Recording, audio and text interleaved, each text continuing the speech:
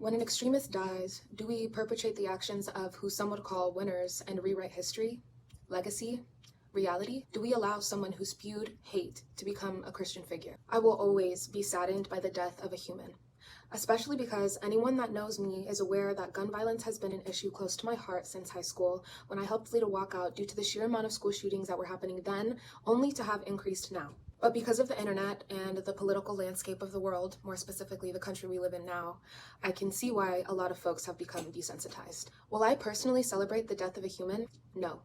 Will I be praying for him in this time? No.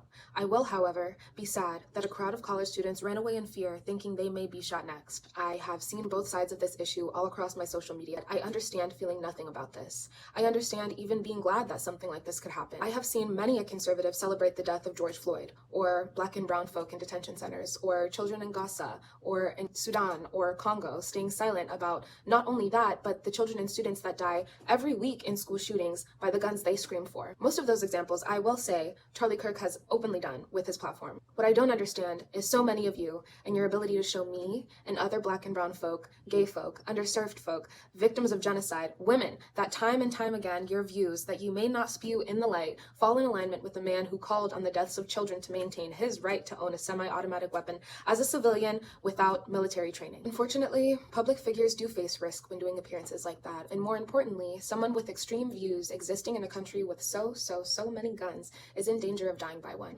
Let's not act as if there isn't so much irony behind his last words.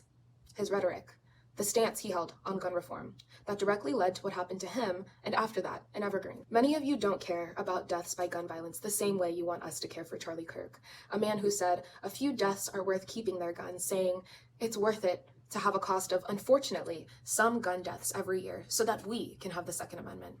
A man who trivialized the plight of Black folk, saying the passage of the Civil Rights Act of 1964 was a huge mistake. A man who said Reverend Martin Luther King Jr. was awful and not a good person, claiming that much of what King is admired for are things he didn't actually believe in. A man who made unsubstantiated claims about Black women, one of which stating that we do not have the brain processing power to be taken seriously, that we instead needed to steal a white person's slot in order to do so. A man who said if his 10-year-old daughter were raped, he would have her carry the baby to term. A man who, if Jesus walked amongst us right now, would advocate to have him handcuffed and thrown into a detention center. A man with a, his words, reductionist view on gun violence was murdered with those very weapons he fought so hard to keep, and you all want a flag at half-mast and a countrywide moment of silence for him. I will end with this final quote from him. You will never live in a society when you have an armed citizenry and won't have a single gun death. That is nonsense. It's drivel. But I am, and I think it's worth it.